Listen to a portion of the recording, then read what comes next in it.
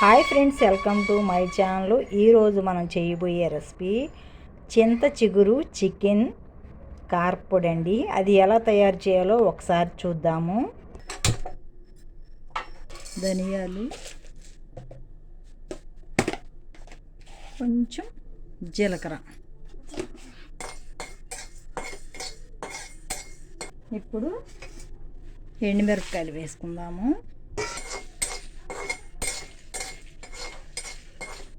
వేసుకొని ఒక ప్లేట్లో తీసేసుకుందాము.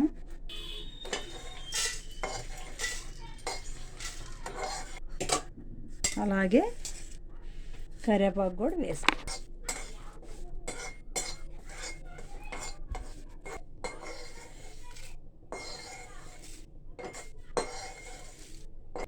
చింత చిగురు వేసుకుందామండి.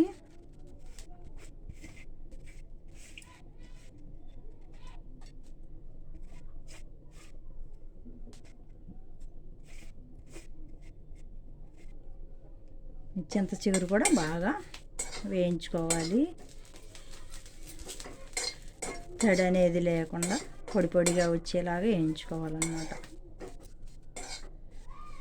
ఇప్పుడు చింత చిగురు బాగా వేగిపోయింది కదా, దీని మీదే స్టవ్ ఆఫ్ చేసి ఒక 2 నిమిషాలు స్టవ్ మీద అలాగే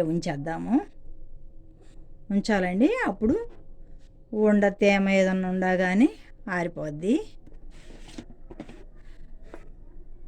ఆయిల్ పోసుకుందాము.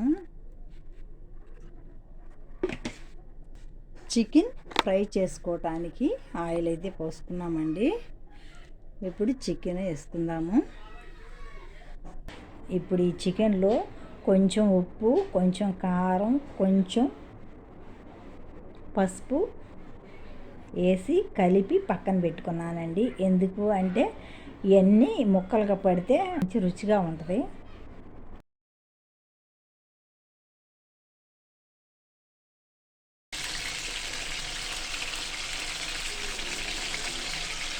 ఇలా చికెన్ మొత్తం వేసుకొని బాగా ఫ్రై చేసుకోవాలండి.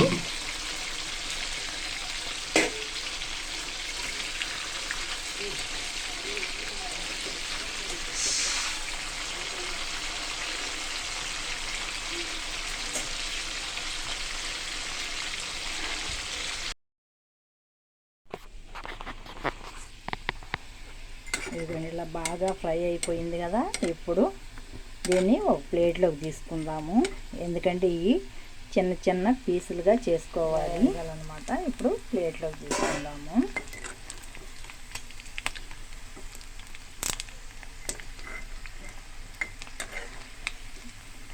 ఇవన్నీ ఇప్పుడు ఇట్లా ప్లేట్లో తీసుకొని కొంచెం ఆరనిద్దామండి. ఎందుకంటే చెయ్యి కాలుద్ది కాబట్టి చల్లారాక చిన్న చిన్న ముక్కలు చేసుకుందాము. చికెన్ అంతా ఇలా చిన్న చిన్న ముక్కలుగా చేసుకున్నాను. ఇప్పుడు ఈ చికెన్ మిక్సీ పట్టుకుందామండి. ఇవ్వండి, ఎండుమిరపకాయలు, కరివేపాకు, చింత చిగురు, కొంచెం ఉప్పు కొంచెం వేసుకోవాలి. ఎంచుకున్నాం కదా, చికెన్లో కూడా కొంచెం వేసాం కదా, అందుకే కొంచెం చూసి వేసుకోండి. ఇప్పుడు ఇవన్నీ మిక్సీ పట్టుకుందాము. ఈ చింత చిగురు, ఎండుమిరపకాయలు, ఈ కరివేపాకు, అలాగే ఈ చికెన్, ఇవన్నీ మిక్సీ పట్టుకొస్తాను. ఇలా బరకగా పట్టుకున్నాం కదా. ఇప్పుడు దీంట్లోనే ఒక వెల్లుల్లిపాయ వేసుకొని మళ్ళీ ఒక్కసారి గ్రైండ్ చేసుకుందాము.